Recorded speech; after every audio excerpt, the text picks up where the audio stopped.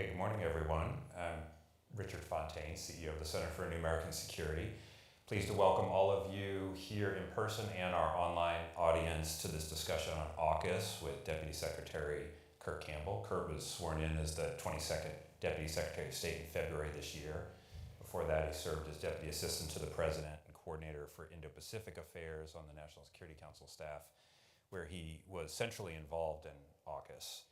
AUKUS is, of course, the trilateral security partnership among Australia, the United Kingdom, and the United States. It was first announced more than 2 years ago and has emerged as a cornerstone of the administration's Indo-Pacific strategy. AUKUS aims to build on the longstanding ties among these allies and enable them to share technology to a greater degree, generate greater defense capability in the region. Last month marked the one-year anniversary of a big step for AUKUS. This was the announcement of the so-called Optimal Pathway that outlines the plan to deliver a conventionally armed nuclear-powered submarine capability for the Royal Australian Navy. So we're pleased to have Deputy Secretary Campbell here with us today at CNAS to discuss AUKUS in general and the Optimal Pathway in particular, the progress that AUKUS has made and what the next steps in this security pact are. Viewers online can participate in this session. If you would like to enter questions in the chat box at cnas.org/live or on Twitter at #CNAS2024. After our discussion, we'll take questions both from the in-person audience here and our virtual audience. But first, let me welcome Deputy Secretary Kurt Campbell and invite him to make some opening remarks. Thanks, Kurt. Great. Richard, first of all, it's terrific to be back at CNAS, a place dear to my heart, and it's tremendous to see the growth, the innovation, the expertise, Richard, that you've collected and delivered during your time as CEO. I don't think it's an exaggeration to say that the work that CNAS is doing across the board in foreign policy, national security is path-breaking. We follow it closely, and we're really grateful for the opportunity to be here today. I do want to just give people just a quick note as we get started. Obviously, this is a serious endeavor, but this is a true story. Last night, I was watching, as you go to bed, you want a few minutes. On Netflix, there was a new show that was produced by the same group that did, what's the Westeros? What's that show? The one that Game of Thrones. Sorry, I don't watch much TV, and I'm the wrong person to ask. So this team crowdsource that. Their new project is that they're doing. They've adapted a famous Chinese science fiction novel called The Three-Body Problem. Yeah. I'm watching it last night, and I'm come to the part where there is now a global initiative to create more capacity together. And out of the blue, there is footage from the signing of AUKUS in San Diego.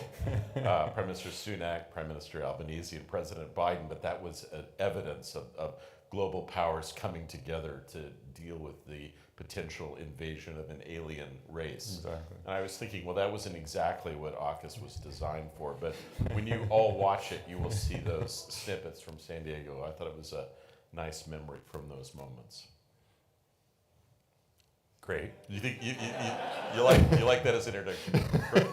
Let me just say, just as a general proposition, I think the Biden administration, building on work from previous administrations, Republican and Democrat, has attempted to add to our engagement in the Indo-Pacific through a variety of important, innovative ways. Obviously, we've had to invest more, Richard, in technology and domestic capabilities to create more capacity to deal effectively in the Indo-Pacific, both with respect to technology and just regional expertise and the like. But what we've also tried to do is to build innovative partnerships of the kind that you mentioned in reference with AUKUS. But AUKUS is part of a larger framework of things, taking the Quad to the leader level and institutionalizing a number of arrangements among the 4 maritime democracies to advance our interests in Southeast Asia and the Pacific.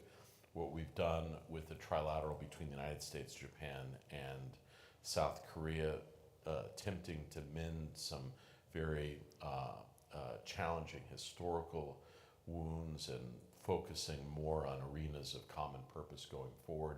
I think next week, after what we think will be a seminal and historical visit of Prime Minister Kishida, as we seek to modernize and update the critical and dynamic U.S.-Japan partnership, there will be an unprecedented trilateral gathering among the leaders of the United States, Japan, and the Philippines. And this is part of a larger framework of activities involving technology with India and Japan, a number of other things that help link the Indo-Pacific more effectively to Europe, and generally just to underscore our commitment to the region as a whole. But at the core of this, and I think the central, most challenging endeavor that we've been engaged with over the last couple of years, Richard, is AUKUS. And it is audacious, it is critical to the security of all three nations, and it requires enormous heavy lifting in all three countries. And I'll just give you a sense, Richard, and we're talking primarily today here about Pillar 1, which is about the building of nuclear-powered, conventionally armed submarines in Australia. It has involved a massive uptick in resourcing and capabilities here in the United States for our own submarine program, which I would regard as sort of the jewel in the crown of our defense industrial capacity. I think actually one of the important things about AUKUS is that it has reminded us that we needed to do more, both to get to build more submarines more generally, but also to get those submarines that need repairs, that are in dry dock, back in the water more quickly. That means a substantial investment in the capacities in shipyards and the like.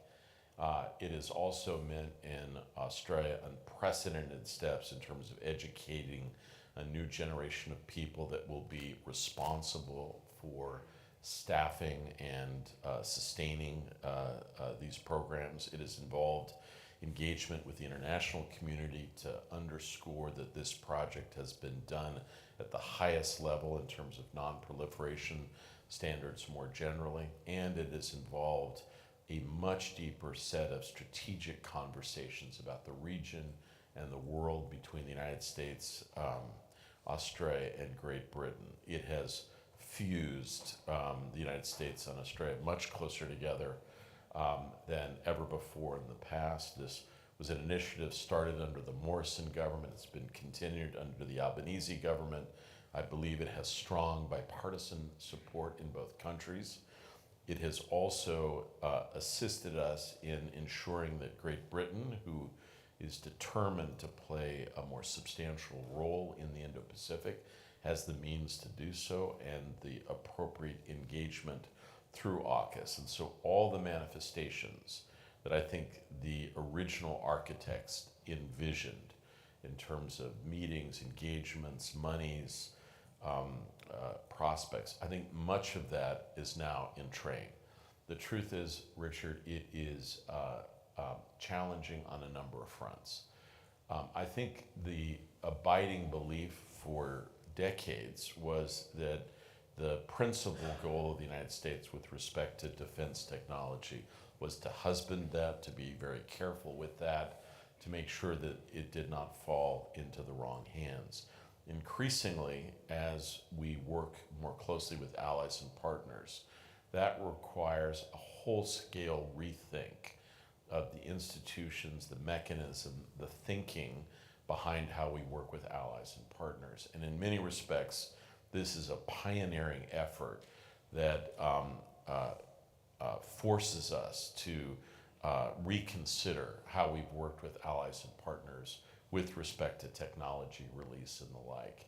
And I think what we've seen so far is, frankly, substantial innovations that have lifted both Australia and Great Britain into rarefied air. They will be treated on a plane above as our two most trusted partners and allies with respect to defense and technology collaboration going forward. I think the United States in particular has to do a better job of telling this story of how remarkable it is, how important it will be, and the ongoing efforts that have basically illuminated the promise to date of this program. So I'm excited by what AUKUS presages. I'm excited about the potential ahead, but I will also say, Richard, that already the implications are felt in terms of how closely we work together as countries, the mechanisms that have been established for joint engagement, and just the sheer numbers and engagements of specialists, technologists, and others that are working to fulfill the promise of the AUKUS vision. Great. And let me ask you some questions, and we'll go to the audience, both in person and virtual, here in a few minutes. But maybe we can start kind of at a foundational question. So as you alluded to, nuclear propulsion technology is the crown jewel of at least naval technology in the United States. It's been transferred to one other country ever, and that was Britain starting in 1958. So it's not something the United States routinely does. And it's a huge lift to get this initiative going from the financial perspective in terms of some of the regulatory and legal barriers, all kinds of other things. So what's the ultimate sort of payoff for this? Let's assume that things happen on schedule and subs are delivered by date certain and so forth. What's the material difference in Indo-Pacific? So look, I would argue that as the United States and other nations confront a challenging security environment, that the best way to maintain peace and security is to work constructively and deeply with allies and partners. So I would, as a propositional statement, I would begin with that. I think there would be some that would say no, that the best thing that the United States can do is to act alone and to husband its resources and think about unilateral individual steps it might take. I would reject that thinking. I think what we're confronting now are challenges that require a much deeper engagement with allies and partners. And I think the idea over time, Richard, will be in a number of potential areas of conflict and in a number of scenarios that countries acting together, and I think the leading nations right now in the Indo-Pacific, including Japan, Australia, South Korea, I would add India to that framework, increasingly operating more closely, greater capabilities more generally. I think that balance, that additional capacity will help strengthen deterrence more generally. I think those practical circumstances in which AUKUS has the potential to have submarines from a number of countries operating in close coordination that could deliver conventional ordnance from long distances. Those have enormous implications in a variety of scenarios, including in cross-strait circumstances. And so I think I would argue that working closely with other nations, not just diplomatically, but in defense avenues, has the consequence of strengthening peace and stability more generally. Great. One of the concerns, broadly speaking, not necessarily specific to AUKUS, but about submarine production in general, has been that we're behind as a country. The goal has been a minimum of 2 subs produced per year. We're below that. The ambition is to go above that. The optimal pathway sets out for the United States to sell between 3 and 5 subs produced here to Australia before you get into the AUKUS class sub itself. So how can we do that if we're constrained so severely now that we can't produce the subs that we wish to produce at the moment? So, Richard, I'm not a specialist in particular on the design or upkeep of submarines, but I think it would be fair to say that there's been substantial focus on this at senior levels at the White House, at the Defense Department, its natural home in the State Department. And I think it would be fair to say that, that there are a number of reasons why submarine production has slowed, and that frankly we have an unprecedented number of submarines in dry dock or requiring servicing. It is clear, first of all, that supply chains were affected both globally, but also specifically for projects like this during COVID. And so a general set of challenges associated with the enormous number of vendors involved in providing necessary materials, equipment for submarines. I think it is also the case, Richard, that we have seen over time that I think the expectation in the 1990s was that we needed to go to a smaller number of defense firms to consolidate accordingly. I think what we have seen is that the urgent security demands in Europe and the Indo-Pacific require much more rapid ability to deliver both ordnance and other capabilities. We've run into challenges associated with the delivery of even the most basic equipment necessary to support both the circumstances in Ukraine, but also just making sure that American defense stocks are kept whole. So I think probably there is going to be a need over time for a larger number of vendors, both in the United States, in Australia, and Great Britain, involved in both AUKUS and other endeavors. I think, as is always the case, more money helps, and what we've seen over the last year and a half is both by very generous support from Australia and monies coming in the United States. It's the largest increase of funding for the submarine force basically since the time of the Rickover Navy, and I think a clear recognition that that will help. There probably are other issues that we'll be able to undertake that will allow this to allow us to increase our ability both to service and also produce submarines. But in truth, Richard, we're at the very early stages of that. I think we recognize that it's going to be essential to undertake this work. It will require new investments, probably, again, new capabilities here in the United States over time.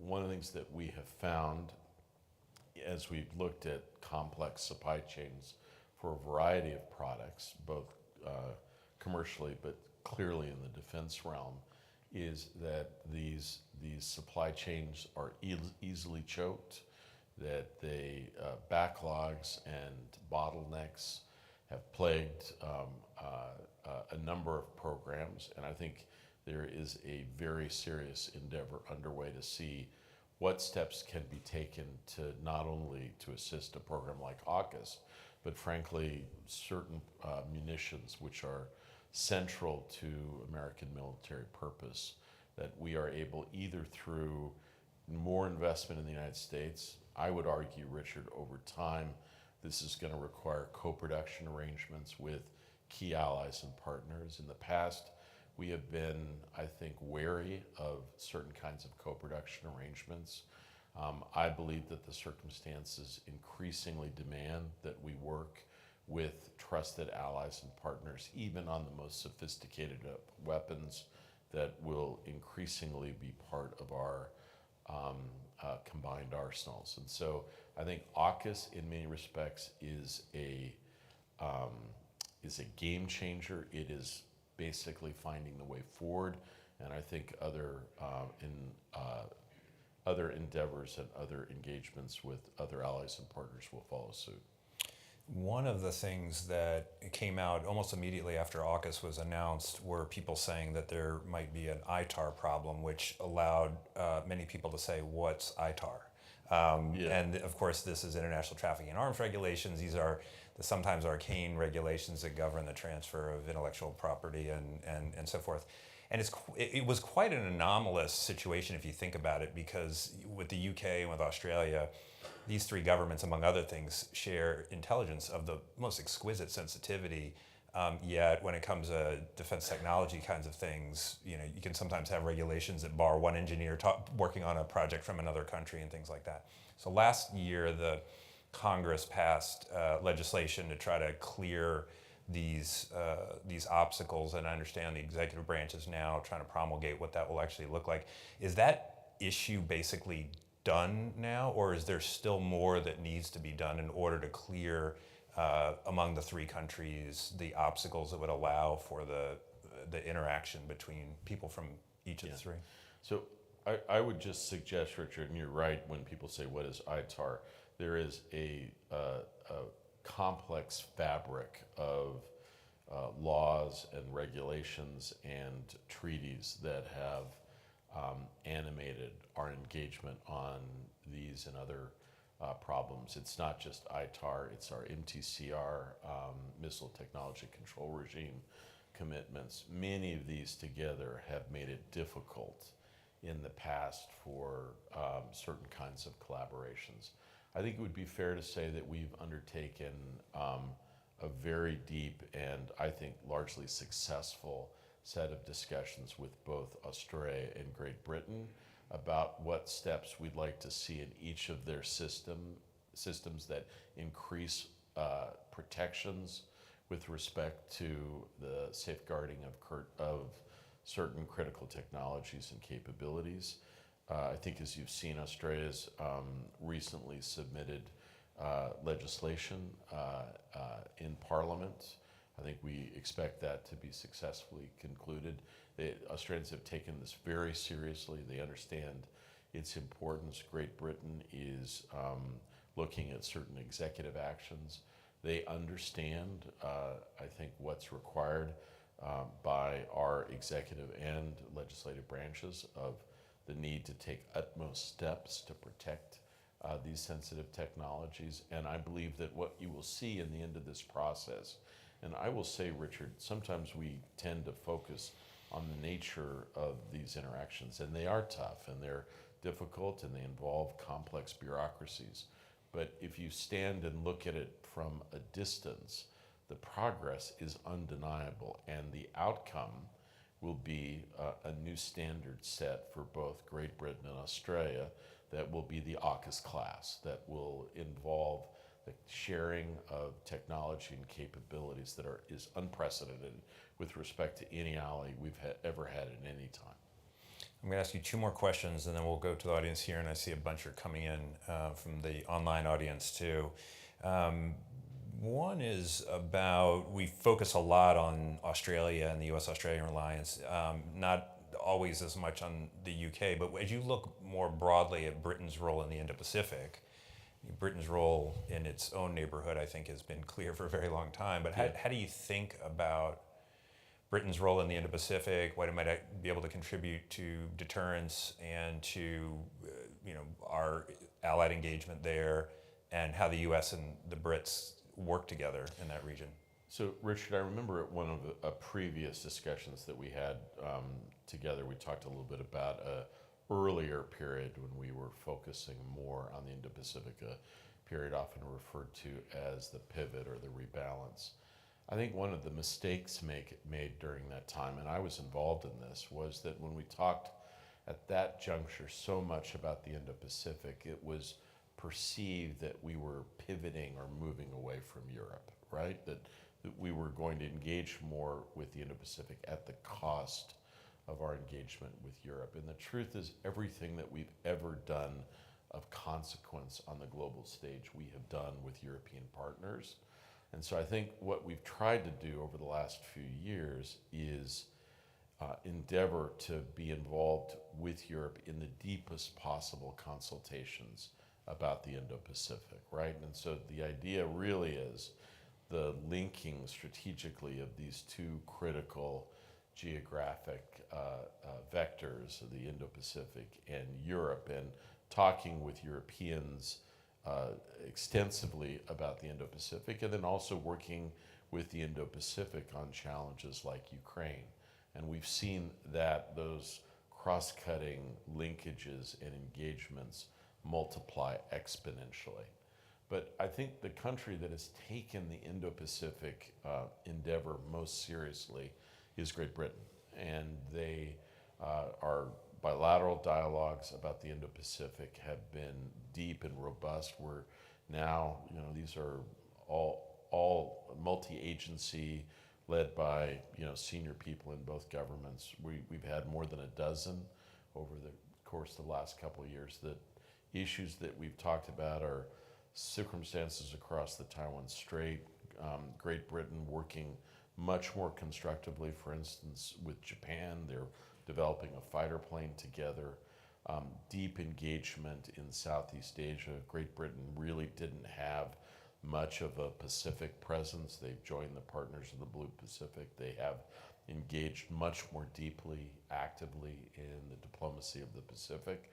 And obviously, their engagement in the Quad, their historical associations in Asia, their role in Hong Kong, all of those reasons really bring them back to wanting to play a leading role in Europe in the Indo-Pacific. We welcome that. We support that, and it has been continued very strongly in the Sunak government, and we believe that this is generally bipartisan. They understand fundamentally that in many respects the history of the 21st century will be written in the Indo-Pacific. They want to be part of that. And so I do believe their contributions are important. They have been deeply engaged in our efforts on maintaining peace and stability across the Taiwan Straits. We've done war games with the Brits to think a little bit about scenarios in the Indo-Pacific. I think that cooperation is robust and growing, Richard. And just on that, so when you hear sometimes the argument that the Brits or the Europeans, their national security resources, defense resources, attention, energy would be better focused on their own neighborhood because it would be more consequential there. It would become diluted if they were more engaged in the Indo-Pacific. There should be some sort of division of labor. They focus more in Europe, while the United States takes on more in the Indo-Pacific. It sounds like the administration's view is different, that you should try to link together with Europe in the Indo-Pacific rather than have some sort of demarcation of, this region's more of ours and that region's more of yours. I mean, Richard, that would be my view, and the truth is that many of these countries see their economic, commercial, and political interests prominently in play in the Indo-Pacific, and they want to prosecute those engagements, and they want full-fledged, deep, agency engagement, defense, security, commercial, technology, and the like. And so they too see the importance of the region as a whole. And so I think our theory of that case is not to divide and say, look, you do this and we do that, but more underscore the similarities and linkages between the Indo-Pacific and Europe. And I would say nothing has brought that so clearly into view, Richard, as the conflict in Ukraine. I think we have assessed over the course of the last couple of months that Russia has almost completely reconstituted militarily. And after the initial setbacks on the battlefield delivered to them by a brave and hardy group in Ukraine, with the support of China, in particular, dual-use capabilities, a variety of other efforts, industrial and commercial, Russia has retooled and now poses a threat to Ukraine as we are struggling to get the supplemental, but not just to Ukraine. Its newfound capabilities pose a longer-term challenge to stability in Europe and threatens NATO allies. Those stakes are clear in Europe, but they are also clear in the Indo-Pacific. And in what we've experienced over the course of the last couple of years, Richard, is unprecedented support from countries in the Indo-Pacific: Japan, South Korea, Australia, New Zealand, Singapore, to the endeavor in Ukraine, both humanitarian and military support. And I think that part of the reason here is that if there is a lesson that is drawn that it is acceptable or achievable that a big nation can invade a smaller one, that the lesson of that can be easily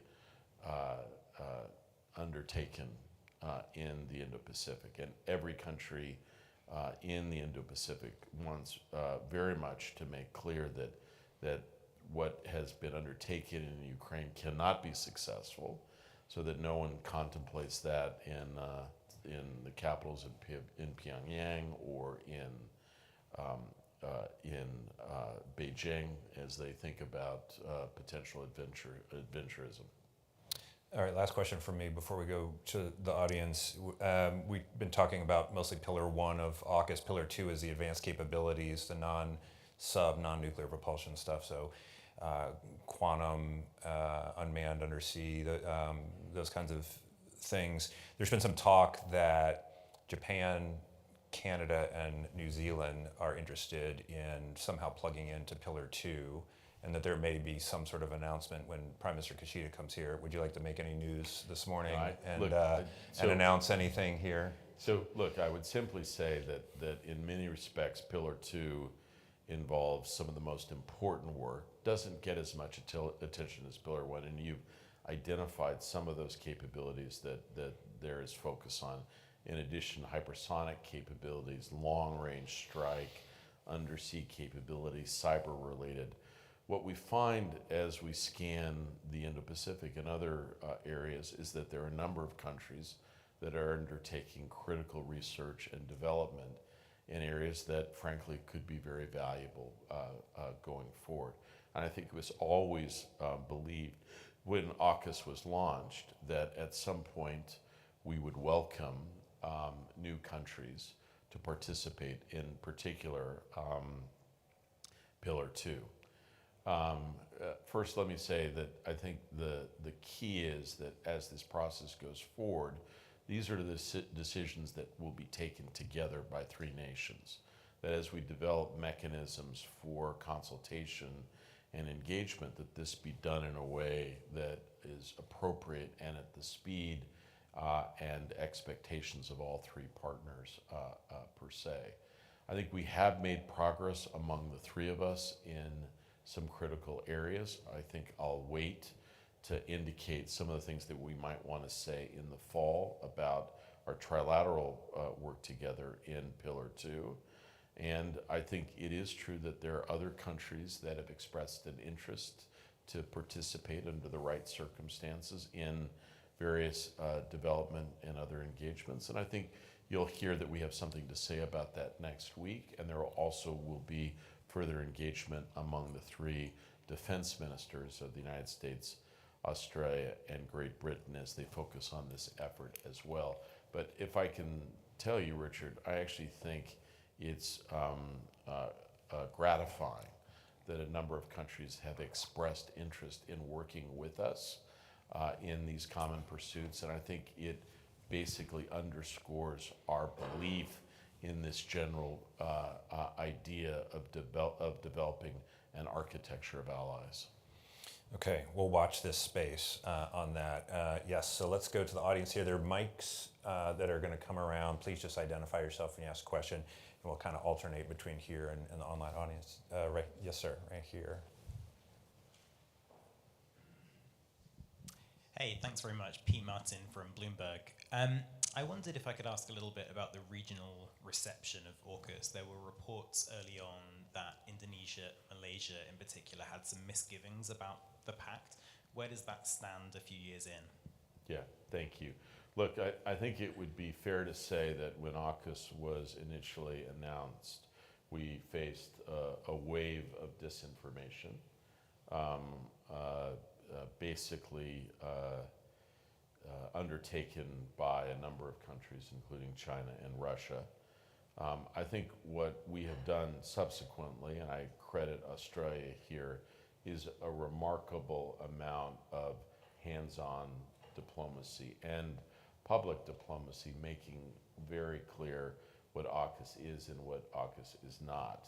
And I think initially there was the disinformation that Australia was going to build nuclear armed submarines, not conventionally powered submarines, not nuclear powered conventionally armed submarines. And I think much greater clarity has assisted in sort of dispelling some of those narratives more generally. I think it is also clear that the countries that have pointed out or tried to hype this have these very same capabilities, and others more enhanced. I believe that the consultations that Australia and the United States in particular has undertaken with respect to both the Pacific and Southeast Asia have gained greater understanding, and I believe that there's now much more acceptance about what this is ultimately about. And I think that some of the early more troubling attitudes and stories that we saw in the Southeast Asian press have been dispelled over time.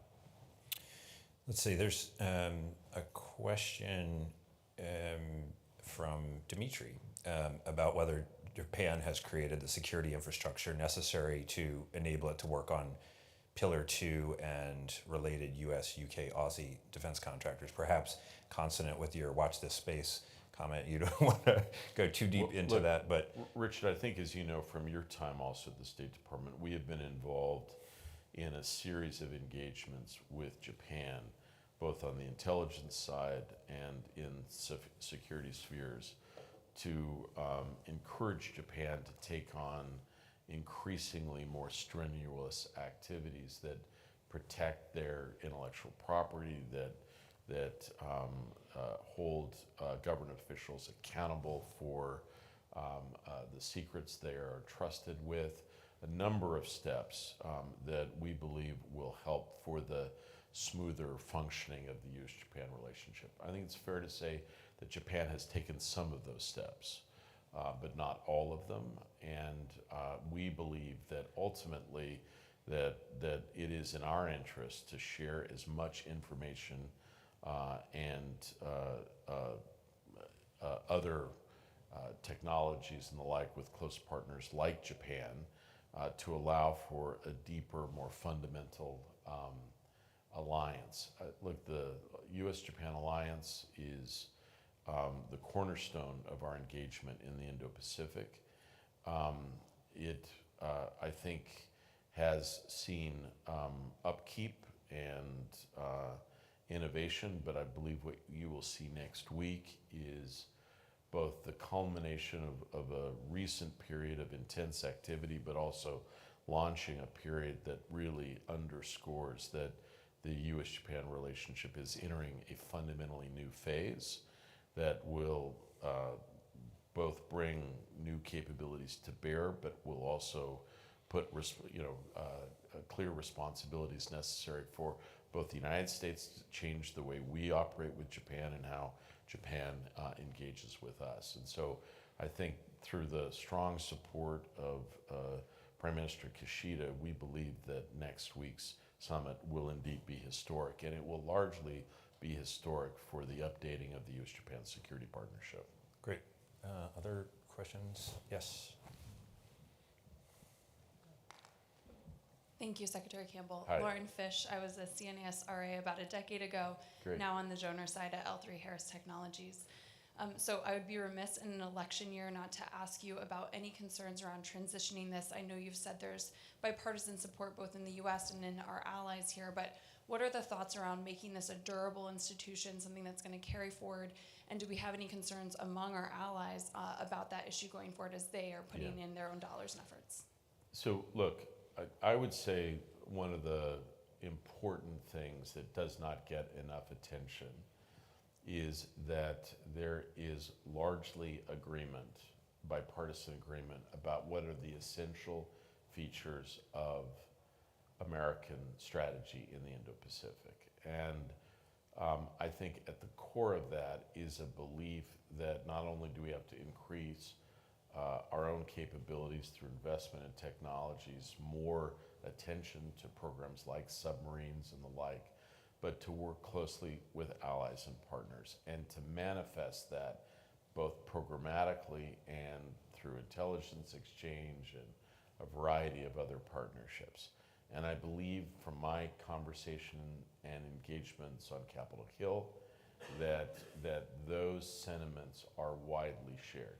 I think they're completely shared in the Democratic Party, and I think they are shared largely in the Republican Party. There is a strain in American politics that is isolationist and nationalistic and I think tempted to go it alone and seeing foreign partnerships rather as encumbering, and many of these allies are not to be trusted. I do not believe those views comport with the sentiments of the American public or the general policy platforms of either parties. And I believe that the momentum that many of these initiatives are developing, like the Quad, like AUKUS, like the trilateral engagements that I described between the United States, Japan, and South Korea, will provide that forward progress that will continue under almost any political circumstances. I'll just give you one just philosophical thing, if I might. I mean, Richard and I both are Indo-Pacific guys. He has more experience in Europe. I think the general philosophy of the United States in the 1990s, as we were contemplating the idea of creating new architecture in the Indo-Pacific, the idea was that we had lots of architecture, security and political, that we had built over time in Europe. And I think the idea was from many of the architects not to do that in the Indo-Pacific. So we were reluctant to really invest in multilateralism or to create new institutions. The idea being that that gave us maximum flexibility and leverage. I think over time we came to understand that not having these mechanisms that basically engage our senior leaders and force us into sustained processes meant that it would be easier to ignore or to give short shrift to some of the key initiatives on the Indo-Pacific. And so I think what we've been involved in since is a substantial institution building, supporting ASEAN engagement and some of the things that we're talking about. It used to be that we had sort of this hub and spoke set of relationships between the United States and allies and partners. Now we're creating, as Ambassador Emmanuel describes, a lattice fence arrangement where lots of intertwined, overlapping, interlocking engagements.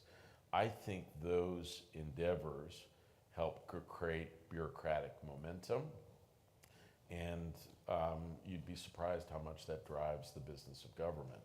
And so I do believe those kinds of initiatives and that kind of framing helps both this generation of policy makers and the next to focus on attention, not necessarily on what is the urgent and the immediate, but the long-term and important, much of which is playing out in the Indo-Pacific. There's a question online from Joel. To what extent does the U.S., the AUKUS countries, or other U.S. allies in the region have a role to play as a security provider or bulwark of the Philippines' sovereignty in the South China Sea? Yeah, and Richard, as I just indicated, that next week, in addition to hosting President Marcos, Prime Minister Kishida will be hosting President Marcos, and there will be an unprecedented trilateral engagement between the three nations. Again, I don't want to get ahead of ourselves, but I think it is fair to say that you will see commitments on all three nations that involved closer coordination and engagement in the South China Sea and elsewhere. And so, yes, we do believe, if you look generally at security challenges, Richard, in the Indo-Pacific, 5 years ago, when we had challenges across the Taiwan Strait, it would often be one country that would issue a diplomatic note or would speak out publicly in support of our friends in Taiwan. I think what we're seeing today is the increased engagement of a variety of countries in Europe and the Indo-Pacific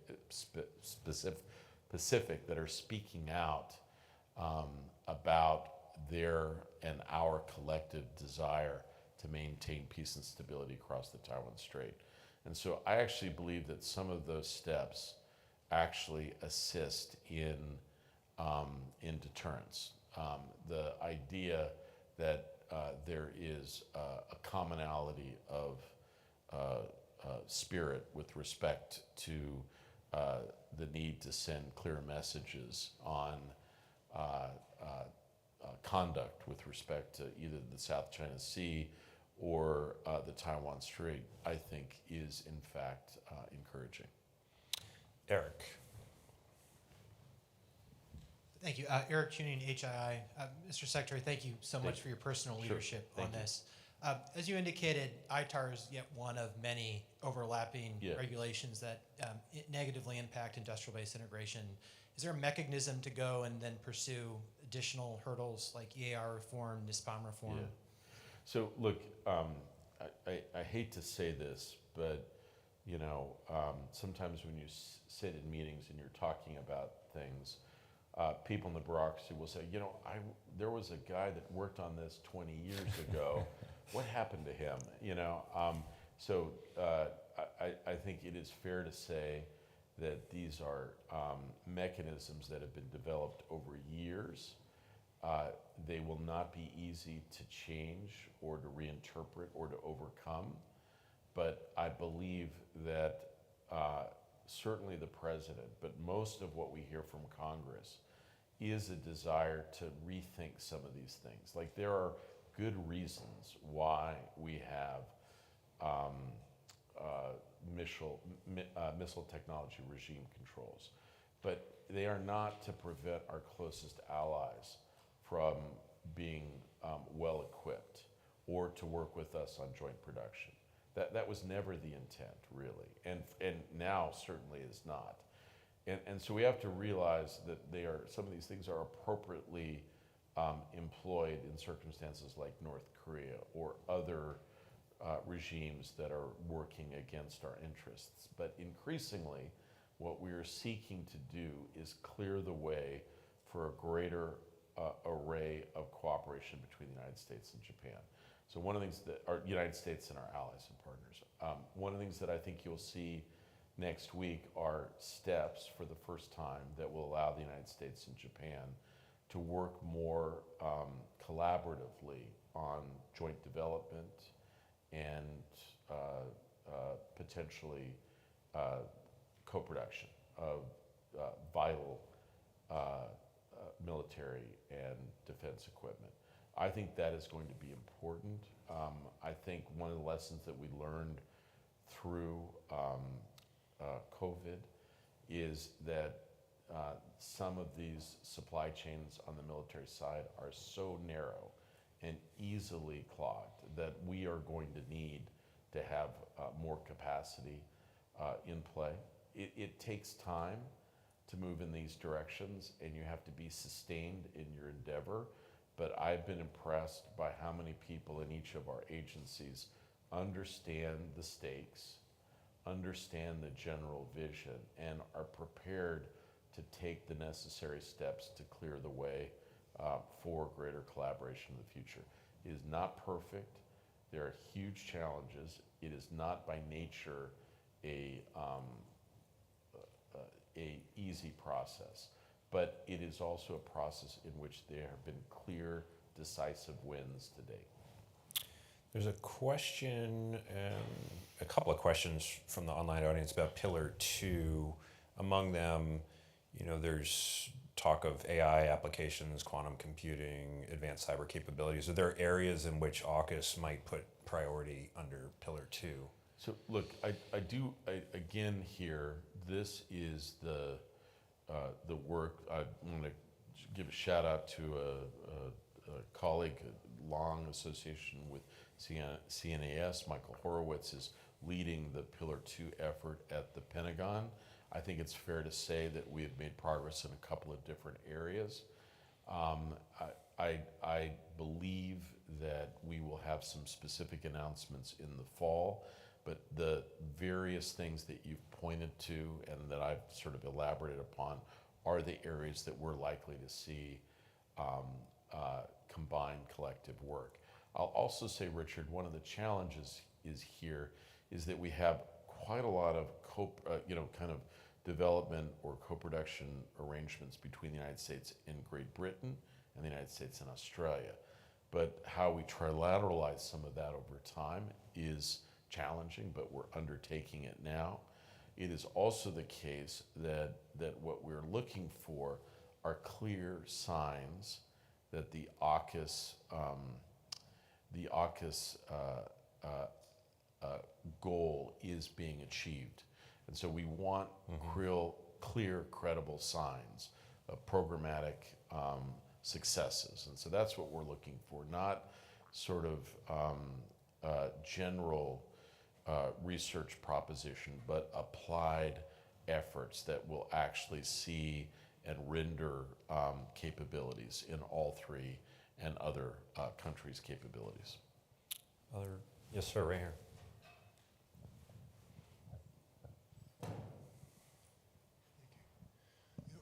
Hi, Richard. How are you doing today? And Hi, good. Thank you, Kurt, for being here. Less than 20 years ago, we used to have a set of joint warfighting technology initiatives, and they kind of gave guidance to the community, to the industry, how we would invest our research and plan for our future. It seems to me that if we're building a regional set of alliances across the Pacific, that some form of a narrative that would allow most of these regional actors to be able to look at the narrative, participate in the narrative, and then, like Singapore, apply their research and development money to contribute to a distributed and netted work of alliances that would create some form of enhanced security and protection across the Pacific, but without some narrative out of state and out of defense that tells people which direction to look. It seems like it's going to be hard to leverage anything more than a government and not take advantage of all the industry that you're relying on today. Is there a plan to do that, Kurt? So, look, it's a great question, and as I tried to indicate, so our relations with most of these countries have been, again, like this hub and spoke. And I think what we've seen really beginning in the last 10 or 15 years is the connectivity of some of those efforts. And so they are no longer sort of individual engagements more generally. The truth is that some of the countries that we work with, we have formal security treaties with, some sort of looser security arrangements more generally. You mentioned Singapore. We don't have a formal arrangement with Singapore like we do with Thailand or with Australia, Japan, South Korea. And so that uneven, has occasionally made for challenging both legal and operational sets of engagements. My own personal view is that over time, that as we operate more together and work more closely, that joint work will yield more operational capacity that we will perhaps exhibit in a humanitarian crisis in terms of, or in a local circumstance or situation. Ultimately, this requires changes in every capital. It involves countries like Japan stepping up much more on the security side. but it will also involve some changes in the United States as well. Like we will have to engage in a direct partner relationship with these countries, maybe in ways that we have not as much as in the past. Yeah, that's right. That's exactly right. And so, look, this is where we do not have the same kind of architecture, which is obviously in the Indo-Pacific, that we have in Europe, and in many respects we will not. And so how we adapt this, how we work to ensure that our capabilities, for instance, like what I'm most focused on right now is operationalizing elements of the U.S.-Japan relationship to make it a much more a much more nimble institution that is not hamstrung by hugely challenging operational things between the United States and Japan, or legal issues in Japan, which have inhibited some of the cooperation that we've sought. Last question for you. I want to ask you about the level of ambition and Australia's role in this. So our Australian friends will now describe AUKUS often not just as a shipbuilding initiative or a defense initiative, but as a national initiative. They don't have civilian nuclear reactors. They have to build indigenously the expertise to be able to handle these things. Also within the Royal Australian Navy to be able to handle, a nuclear plant on a sub over time, and then the indigenous shipbuilding capability. This is a lot. It's a lot when it comes to expertise and workforce training and engineering and funding and all of this together. And it's over quite a long time frame. When you look at what Australia will need to do on its side, how confident are you that it can sort of rise to this challenge over the next 10 years or so, which is quite ambitious? It is, but Richard, I think that is absolutely right. But if you look at what's happened already, the large number of people that are being trained in Australia, the number of Australians in American service universities, the joint endeavors that we're undertaking, the preparations for American submarines to berth in Australia, I think we are taking the consequential steps that are going to be necessary. I do want to underscore what's critical here, that all leaders in all three nations need to underscore constantly the political support for this endeavor. I think President Biden has done so on a number of occasions. He will continue. He understands why that is important.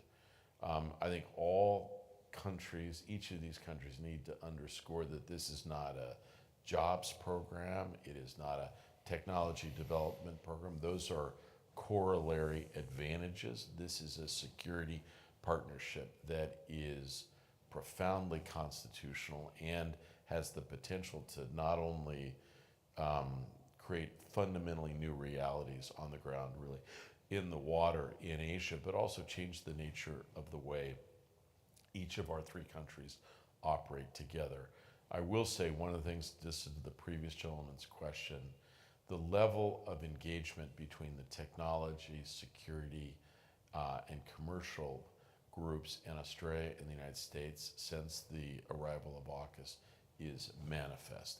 Huge change or organic links between our two countries, and I see some of the same with Great Britain. That process is of critical importance, and it's likely to continue. My own sense is that these sorts of investments, as challenging as they are the best steps that we can take to ensure that this incredibly dynamic, promising region remains on that course in the time ahead. And there was a question about the sustainability of AUKUS if there's a political transition here, but arguably the most consequential of those, or at least the first test, was the Australian political transition for the Morrison to Albanese governments, and the fact that they sort of kept on with this is a very good sign of the support.